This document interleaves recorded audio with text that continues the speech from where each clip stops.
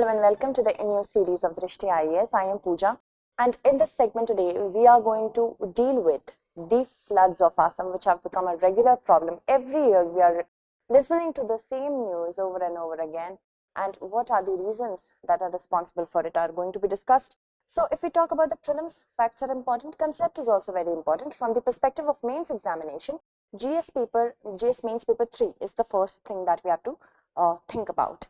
So these are the many topics. The main focus will be, of course, major focus, reasons responsible, what can Assam do, how India deals with floods, and flood in India, what is the situation with respect to the hazard mapping of India when it comes to floods, news, and of course, in the middle of the segment, I'm not going to give you in the last, otherwise we'll just jump to the last one and solve it. So I have put the question in the middle of it so that we can have proper answers, proper dedicated aspirants that are looking at this news. So this is a really bad news, sad news, that over 54 lakh people have been affected and 12 new deaths have been reported today with respect to Assam floods. Now Assam, because of its topography, there are natural causes as well as man-made causes that are responsible for this pathetic and very grim situation of Assam when it comes to flooding.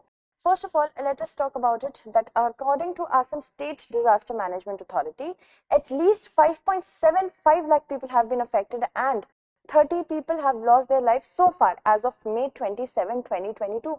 Now, almost a month is going to be completed. And this is the status that we are constantly listening. This region of Assam is now completely under flood. That region of Assam is now completely under flood. So this is something we shouldn't be listening as a country that is doing so well in technology. Of course, we bow down to the terrors of nature. So what about flood and India? What is the situation of floods in India? First of all, this is the data that I have garnered from WHO's website. It says that between 1998 to 2017, 2 billion people have been affected worldwide. And there are three types of floods that are very common in nature. Flash floods, because they are caused by rapid and excessive rainfall. In a very short span of time, we will see so much rainfall that deluge is going to occur, and that is visible where? In the hilly areas specifically, where cloud bursts, and because of the hilly terrain, the basin region, the saucer-shaped region in which the locality is situated, that sees flash floods. River floods are caused when consistent rain or snow melt exceed the capacity of the river to carry water. Because of sedimentation also this can occur. We will discuss about that as well. Coastal floods, they are caused by cyclones and storm surges. Okay, so tsunami and all this is responsible for that. So India is actually seeing all sorts of floods that have been mentioned earlier. 25 to 35 Indian states and union territories are highly vulnerable to climate crises induced hydromet disaster. That means which includes water disaster, that could be flooding and drought both.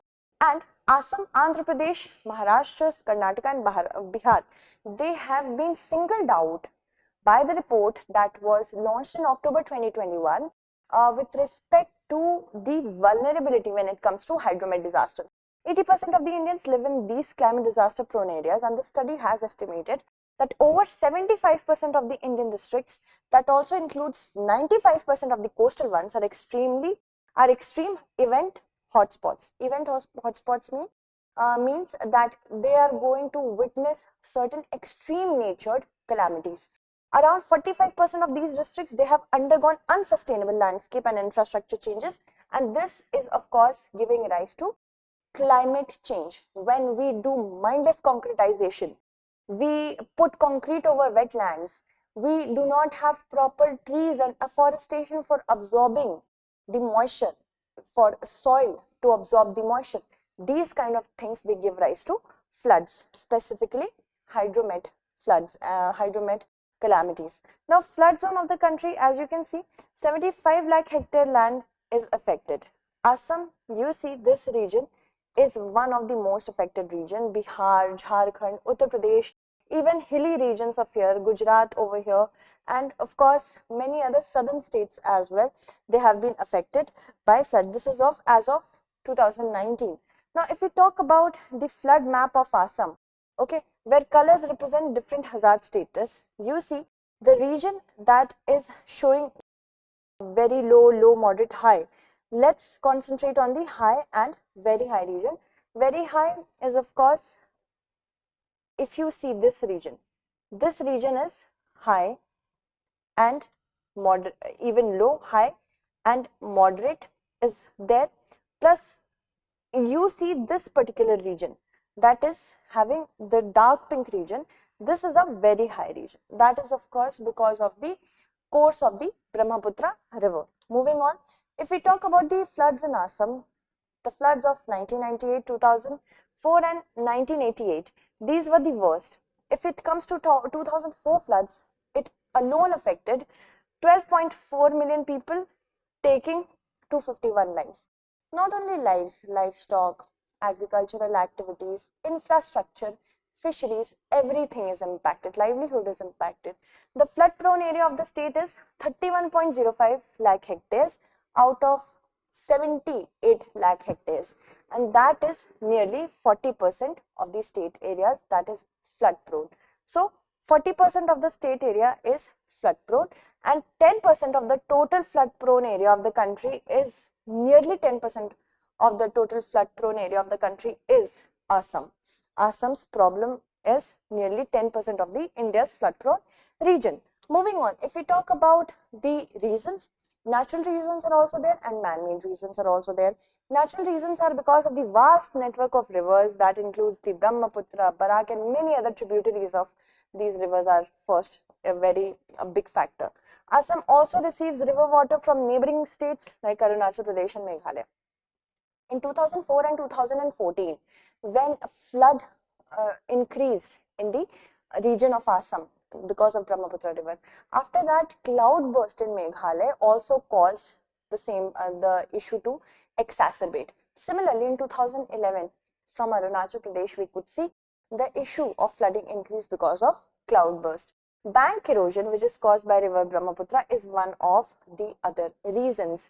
See, bank erosion is because of the fast pace of the river. If the river is going immensely fast, it will carry erosion capacities because it is fast in nature, water is fast in nature, and because of the monsoon and constant flowing of water from the glaciers, it can happen that the river is able to carry a lot of sediment. Okay, and because of that, the water carrying capacity of the river reduces. Let me tell you why. These are the sands and shingles that are deposited because of the erosion of the land area from which the river is flowing, and then it might happen that this material gets deposited at the base of the river.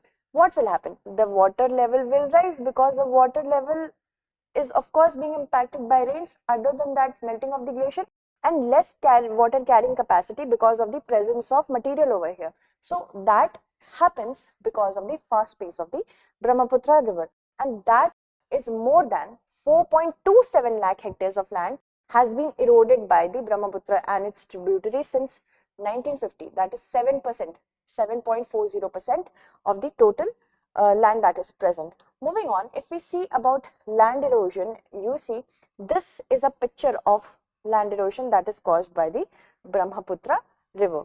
Moving on, if we talk about the width of the Brahmaputra, Brahmaputra is one of the widest rivers. It is not one of the, it is the widest river in India because of the sediment that has been deposited, and no dredging is taking place so that the sediments are removed and the water carrying capacity of the Brahmaputra is maintained. It is widening itself, and because of that, it is eroding the banks, and that is why it is widening itself. More sediment is being deposited. So you see, surveys have indicated that Brahmaputra river has been widening at an alarming rate. 1912 to 28, it was just 3,000, approximately 4,000 you can say now. Then 63 to 75, it's 4,850 kilometers. Third survey that was done in 2006, 6,080 kilometers. Some places it is even 15 kilometers wide. So you can see widening is a lot over there. And other than that, encroachment of river banks, people are making their homes, shops are opening, many other infrastructure is being built in the very ecologically sensitive region of that place, and because of that land erosion becomes more exacerbated because it cannot do with the pressure. And wetlands jheel or beel of Assam, if we are putting concrete on the wetland to build our homes, our infrastructure, there will be no water absorbing capacity of the region, and that is also causing another problem. There is a lack of drainage system is not well maintained because of concretization, and if drainage is not maintained, groundwater replenishment will not be there, and level will increase. Unplanned urban growth, hill cutting and deforestation, because deforestation, forests have the capacity of absorbing water through moisture. And dams are being built, which is further aggravating the situation. Now, not only that, in Kaziranga as well, we are witnessing death of animals. Kaziranga, which is a UNESCO World Heritage Site, hosting the largest population of one-horned rhinos. You see, 18% of Kaziranga National Park is submerged. Multiple animal fatalities have been occurring, and although the wildlife authorities, they are rescuing the animals, it is becoming a very you can say a huge ordeal. People are getting involved, community is getting involved, organization is getting involved, but of course this will continue if proper stand is not taking place with respect to the floods in Assam.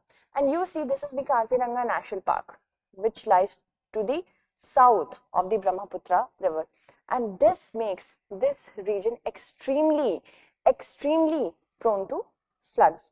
Moving on, if we say the problem of Assam is actually not just the problem of Assam, it's even in Bangladesh. The Sylhet region of Bangladesh is almost completely submerged, and that is because, of course, the Jamuna river, which is the Brahmaputra it is known as Jamuna in Bangladesh, and because of the Tista river as well.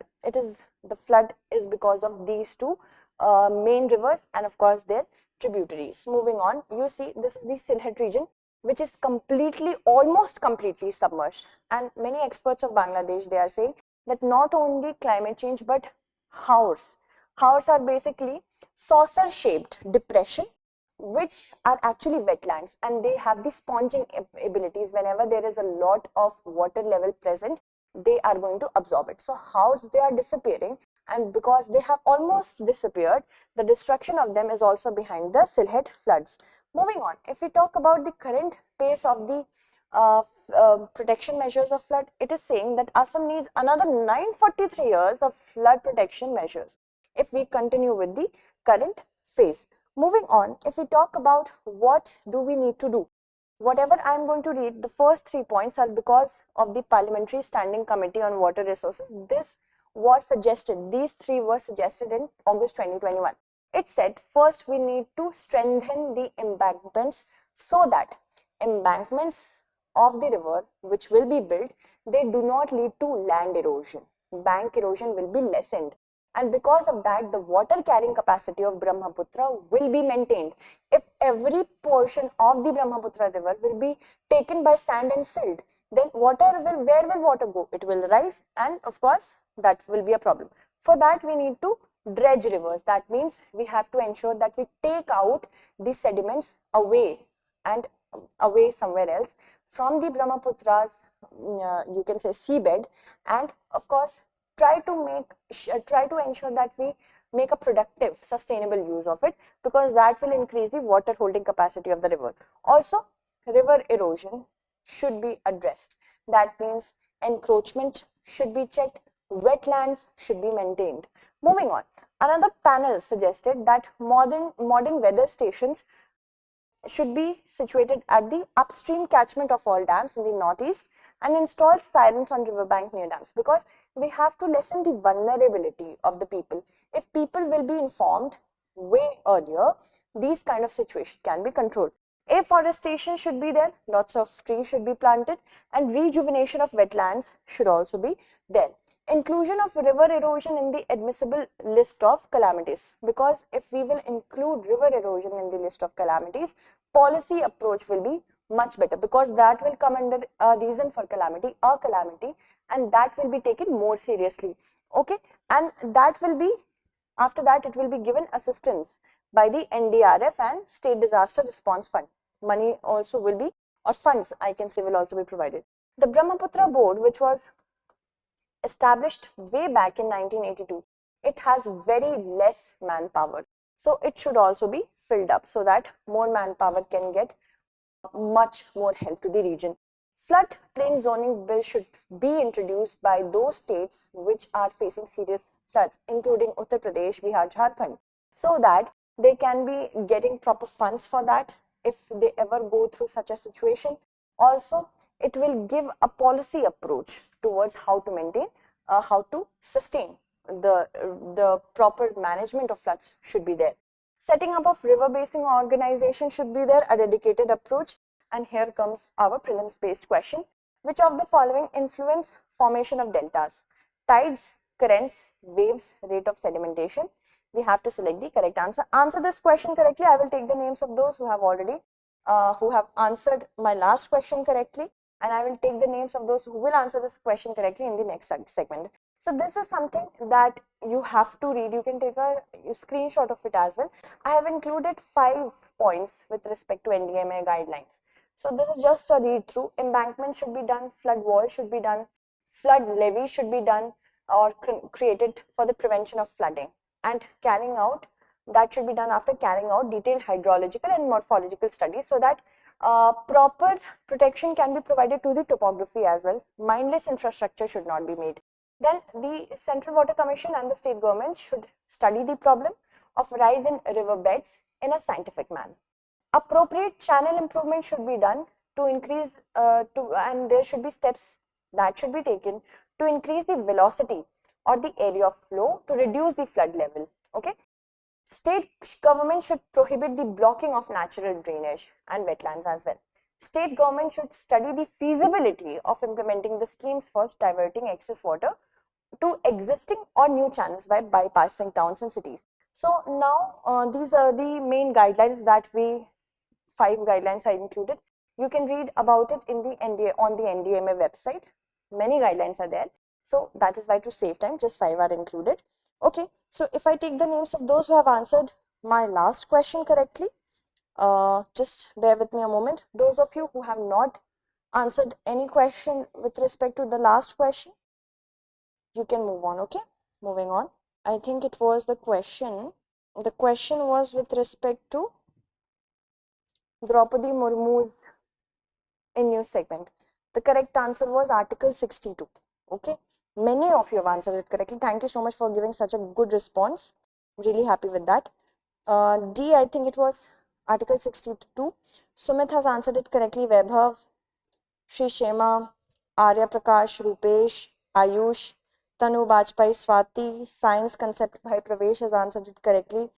Ankita has answered it correctly. Ruchi, Pallavi, Vikas, Arpita, Upasana, Smriti, Pradeep, Monica, and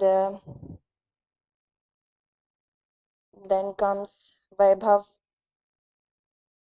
Anjali, Jagmohan, Ravi, Dharmesh, Alok, Utsav, Abdul, Aarti, Abhas, and Alokdeep, Muzammil.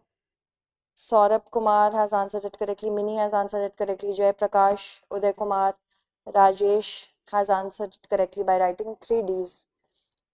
Lakshmi Priya has answered it correctly. Abhay has answered it correctly. Then Nibha has answered it correctly. Sunaina, Medha, Raghav, Bhoop Singh Yadav, Nitish, Kajal. Then Ashram has answered it correctly. Nakum, Puneet Sharma has answered it correctly. Prince Tyagi, Shubhalakshmi has answered it correctly. Barsha Tyagi, Mohammad Saad, Kiranba.